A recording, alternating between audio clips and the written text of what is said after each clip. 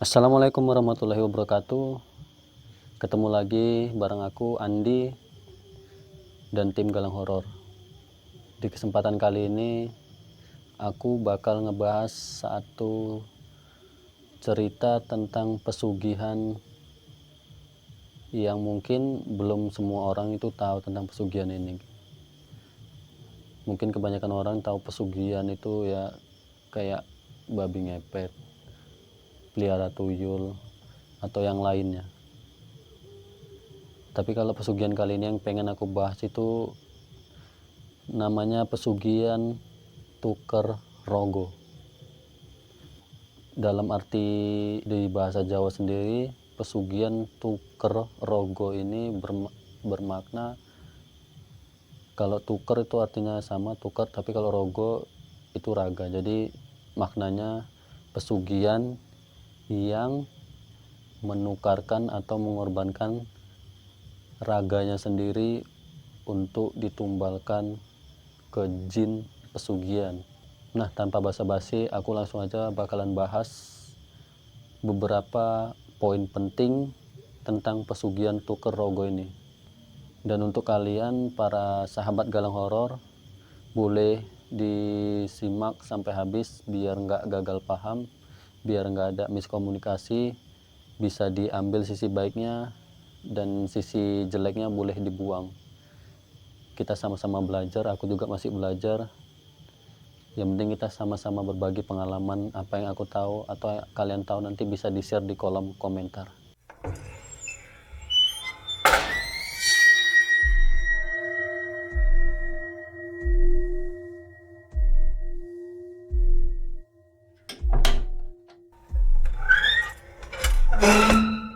Pesugihan tuker rogo ini hampir sama dengan pesugihan yang lain, di mana si pelaku itu harus menemui atau memiliki kenalan seorang juru kunci, kuncen, atau orang yang bisa menghubungkan kalian kepada jin pesugihan itu sendiri.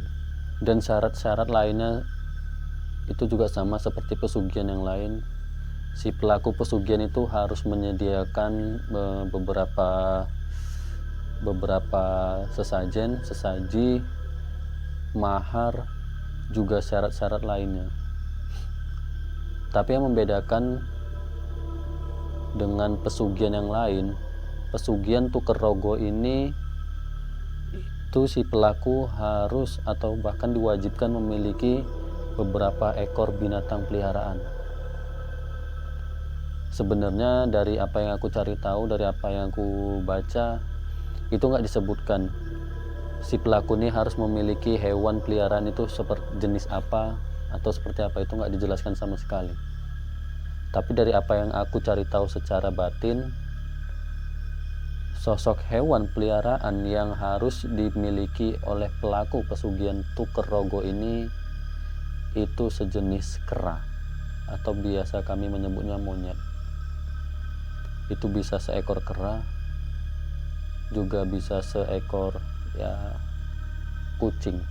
Dua jenis hewan ini yang bisa dijadikan sebagai wadah tuker rogo untuk pesugihan ini. Nah, jika pesugihan lain itu si pelaku harus menyediakan sesaji berupa kayak mungkin kemenyan, kembang 7 rupa, kembang macan kera, air atau apa segala macam. Atau bahkan ada pesugihan yang mungkin kita tak semua tahu, di mana pesugihan ini melibatkan sosok dari pantai selatan, di mana pesugihan itu si pelaku harus melakukan hal yang intim dengan sosok ratu atau panglima dari pantai selatan itu sendiri. Sementara kalau untuk ritual pesugihan tuker rogo ini, selain si pelaku harus memiliki hewan peliharaan yang memang hanya dia yang tahu dan si juru kunci atau penyambung antara si pelaku dengan jin pesugihan ini, Si pelaku juga harus menyediakan sesajian berupa pisang. Itu enggak berupa pisang dan air dari kelapa hijau asli. Pisangnya sendiri atau pisangnya itu sendiri bisa berbagai macam ya, tergantung permintaan dari juru kunci atau kesanggupan dari pelaku pesugihan Pokorogo ini. Karena semakin bagus atau semakin mahal pisang yang diberikan untuk sesaji itu, maka kemudahan untuk mendapatkan pesugihan itu semakin bagus. Istilahnya pamor untuk jin yang bakal diberikan kepada si pelaku itu bakalan lebih bagus. Jadi itu ada pisang emas, pisang susu, pisang raja. Jadi di antara pisang itu tergantung dari kesepakatan antara pelaku dan si penyambung atau kuncen dari pesugihan itu sendiri. Dan setelah sesaji itu diberikan beserta mahar yang sudah disepakati, syarat atau ritual selanjutnya si pelaku harus mandi dengan air kelapa hijau yang sudah diberi mantra oleh si dukun atau juru kunci tadi. Bukan hanya 1 kali atau 2 kali, ritual mandi air kelapa hijau ini itu harus sering dilakukan sesuai perjanjian yang sudah disepakati. Tapi satu yang harus kalian tahu, yang harusnya mandi dengan air kelapa hijau ini bukan si pelakunya atau bukan si manusianya, tapi air kelapa hijau asli ini dimandikan ke hewan peliharaan yang sudah dibawa oleh si pelaku pesugihan. Misal nih contohnya, si pelaku pesugihan ini sudah membawa seekor kera ke tempat atau ke rumah dukun ini. Setelah air kelapa hijau ini dibaca mantra oleh si dukun, sesaji sudah disediakan, maka ritual bahkan langsung dilaksanakan. Dan setelah si hewan peliharaan ini atau kita bilang si kera ini dimandikan oleh air kelapa hijau asli, di saat itulah proses tukar raga terjadi, di mana raga si manusia atau si pelaku itu bakal ditukar dengan hewan peliharaan atau kera ini. Kenapa seperti itu? Kalau dari apa yang aku tangkap, mungkin selama si raga ini ada di dalam tubuh atau di wadah seekor kera ini, di sanalah si pelaku ini melakukan hal-hal yang kita juga nggak tahu, dimana di tubuh si kera ini jin pesugihan ini bisa melakukan apapun terhadap si raga manusia ini. Sementara raga dari si kera ini itu dipindahkan ke tubuh si pelaku, yaitulah yang dinamakan pesugihan tukar rogo. Rogo dari si pelaku pesugihan dan si hewan peliharaan ditukar. Dan kenapa dilakukan hanya berdua? Itu dilakukan supaya tidak ada kayak hal-hal yang tidak diinginkan ya. Kita tahu sendiri kayak kepribadian dari seekor kera ini sendiri itu pasti itu nggak bisa diam, dia pasti bakalan lompat sana lompat sini. Itu kenapa alasannya dilakukan hanya berdua dengan si dukun atau si juru kunci. Dan itu tempatnya juga tempat yang sudah disediakan ya secara khusus oleh si dukun. Nah, setelah proses ini berlangsung, raga si pelaku ini bakalan terus ada di dalam tubuh si kera ini. Tapi setelah prosesi ritual itu selesai, maka raga dari kedua belah pihak ini bakal kembali ke asalnya masing-masing. Benar kata cicak, tiba-tiba ada cicak. Biasanya kalau orang Jawa bilang kalau kita bicara atas sesuatu atau ada suara cicak, itu biasanya benar mitosnya. Dan setelah ritual itu selesai dilakukan, sesaji dan mahar sudah diberikan, maka saat si pelaku ini pulang ke rumah, dia bakal mendapatkan hasil yang dia harapkan, entah itu berupa uang, emas, atau hal lainnya yang dia minta. Mungkin ya resiko dari ritual tukar rogo ini nggak terlalu berbahaya, atau maksudnya nggak terlalu ekstrim seperti pesugihan yang lain, di mana yang kita tahu namanya pesugihan itu pasti ada yang namanya tumbal. Itulah yang disebut tumbal dari pesugihan. Tumbal pesugihan ini sendiri bermacam-macam ya. Kita tahu ya, tumbal pesugihan tuh ada yang mengorbankan hewan, ternak, atau hewan-hewan ya, peliharaan-peliharaan yang sudah disepakati lah. Bahkan ada juga tumbal pesugihan yang disepakati itu berupa nyawa manusia. Kalau kalian rasa itu kurang ekstrim, ada yang lebih ekstrim, di mana pelaku pesugihan itu harus menumbalkan nyawa dari keluarganya sendiri, tidak bisa orang lain. Jadi sesuai waktu yang sudah disepakati antara si pelaku dan dukun, begitu juga dengan jin pesugihannya, maka si pelaku ini harus menumbalkan keluarganya sendiri, entah itu dari orang tua atau anak segala macam. Dan mau nggak mau dia harus siap kehilangan satu persatu keluarganya demi harapan dia untuk bisa kaya raya. Berbeda dengan pesugihan tuker rogo ini, pantangan atau resiko dari pesugihan tuker rogo ini hanya satu: si pelaku tidak boleh menjadikan hewan peliharaan yang dia pakai untuk tuker rogo itu sebagai tumbal. Jika suatu saat dia lalai, dia lupa, atau sudah dia tidak inginlah melakukan atau memperpanjang pesugihan ini, lalu dia menginginkan kalau sosok hewan peliharaan ini itu menjadi tumbal untuk jin pesugihan ini.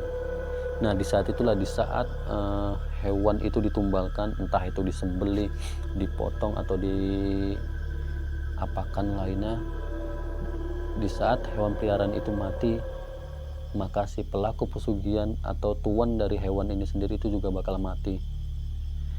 Dan itu tanpa jeda. Di saat hewan peliharaan pesugihan ini mati, di saat itulah si tuan ini juga mati.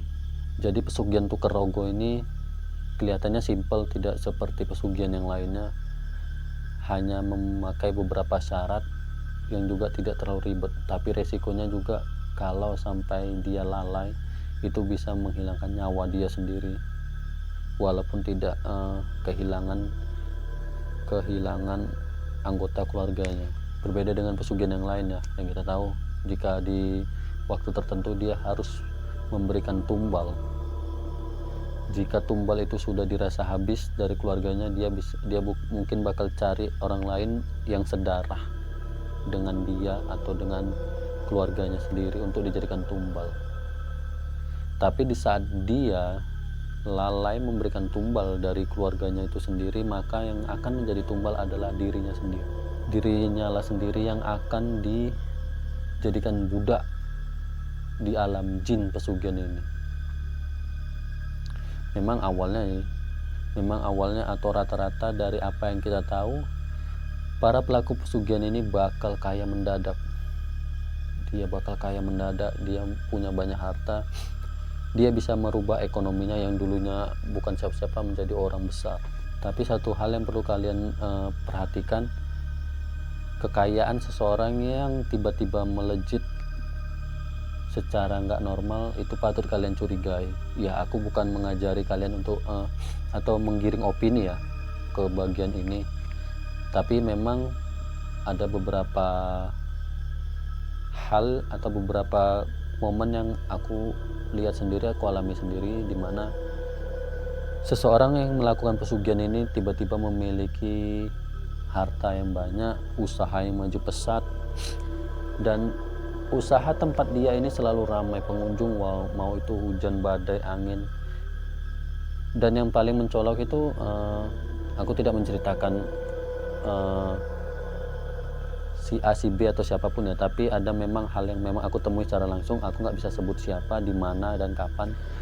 Tapi kalau yang aku lihat sih, yang aku rasain, misalnya si pelaku pesugihan ini memiliki usaha warung makan. Menurut orang-orang yang makan di sana, yang sudah terkena atau dapat panggilan dari jin pesugihan yang dia pelihara, itu semua masakan yang ada di situ itu semua rasanya enak. Itu rasanya enak, tempatnya nyaman, tempatnya bagus, minumannya juga dirasa enak. Tapi untuk aku pribadi atau mungkin untuk orang-orang yang memiliki kelebihan seperti aku, makanan itu biasa aja, bahkan hambar. Aku sempat beberapa kali, mungkin teman-temanku juga di grup tahu ya, di sekitar teman-temanku di sekitar sini juga tahu, aku tuh kalau makan itu selalu pilih-pilih tempat, bukan karena rasa, bukan karena kayak tampilannya yang kurang wah, pelayanannya yang kurang baik, attitude-nya enggak juga, tapi karena memang aku tahu di situ ada something yang buat aku nggak mungkin masuk untuk makan di situ. Tapi kalaupun terpaksa aku harus masuk di situ atau makan di situ, itu aku nggak mungkin makan sampai habis, nggak pernah. Aku paling hanya makan hanya beberapa suap, setelah itu udah. Karena pernah ada satu momen di mana aku masuk atau singgah di salah satu rumah makan yang memiliki jin pesugihan. Aku nggak bisa sebut di mana, kapan, dan siapa. Aku tahu di situ ada jin pesugihan, tapi aku nggak berani ngomong ke orang sekitarku. Aku juga nggak berani speak up ke orang-orang yang ada di tempat itu. Tapi yang pasti aku tahu, aku lihat jin itu ada di situ. Dan kalian tahu, waktu aku makan di situ, aku paksa makan di situ, menu yang aku makan itu belum habis, bahkan masih banyak, itu aku langsung muntah-muntah. Demi Tuhan, aku langsung muntah-muntah, aku muntah ke depan sampai aku diliatin sama banyak orang. Tapi yang lain tuh enjoy aja makannya, mereka enjoy aja makannya. Dan kalian tahu, biasanya warung makan, tempat usaha yang memiliki jin pesugihan, itu pemilik usaha itu bakalan tahu orang-orang mana yang memiliki kelebihan atau kemampuan dibanding dengan orang-orang awam biasa. Dia pasti bakalan selalu mantau kalian, dia bakal ngelirik kalian, dia bakalan awasi kalian terus. Takut-takutnya kalian berbuat hal yang tidak dia inginkan. Jadi buat kalian nih yang mungkin tidak tahu di mana tempat-tempat usaha yang seperti itu, ya walaupun banyak banget tempat usaha yang memang normal, yang memang berkah, dia niat buka usaha itu ya karena pengen usaha aja untuk anak keluarganya, itu juga banyak, nggak semua kok, hanya ada beberapa oknum doang. Jadi kalau kebetulan kalian singgah di tempat itu, ya ada doa yang bisa kalian baca ya. Selain doa makan, ada juga doa yang bisa kalian baca, yaitu kalimatnya waliyalatalatov, dimana sepenggal ayat itu ada di tengah-tengah Al-Quran yang dulu tuh di tengah Al-Quran, di softnya itu dia warna merah sendiri. Mungkin kalian tahu ya, jadi dulu ada di Al-Quran itu ayatnya itu berwarna merah sendiri, yang lainnya hitam, hanya itu yang warna merah. Itu tulisannya waliyalatalatov. Jadi kalian bisa baca Allahumma barik lana fima razaqtana wa qina azabannar waliyalatalatov, baru kalian makan. Aku berani pastikan insya Allah makanan yang memang dari pesugihan itu bakalan hambar, kalian gak bakal nikmati makanan itu lagi. Tapi setelah kalian baca doa itu tapi makanan itu masih enak kalian nikmati, berarti area itu bersih dari area pesugihan. Jika kalian pengen uji coba, boleh. Tapi kalau bisa dipuasakan dulu, tirakatkan dulu amalan yang tadi aku kasih, biar bisa nyatu sama kalian juga. Jadi itu sepenggal kisah tentang pesugihan Tuker Rogo. Nggak terlalu panjang, tapi nggak semua orang tahu, hanya beberapa orang aja yang tahu. Makanya kenapa aku pilih tema ini, agar kalian juga jadi sama-sama tahu, bukan cuma aku sendiri. Terakhir dari aku, pesan dari aku buat kalian semua, ya jika kalian menemukan nih momen-momen seperti itu, kalian ada di suatu tempat, suatu warung yang memiliki jin pesugihan, kalau bisa usahakan tahan, kendalikan emosi kalian, tahan ego kalian, jangan terlalu kelihatan banget kalau kalian tahu warung atau tempat usaha itu memiliki jin pesugihan. Karena apa? Jatuhnya bukan kalian itu diakui, tapi kalian bakalan mendapat teror. Aku pastikan kalian pasti mendapat teror, kalian gak bakal tenang.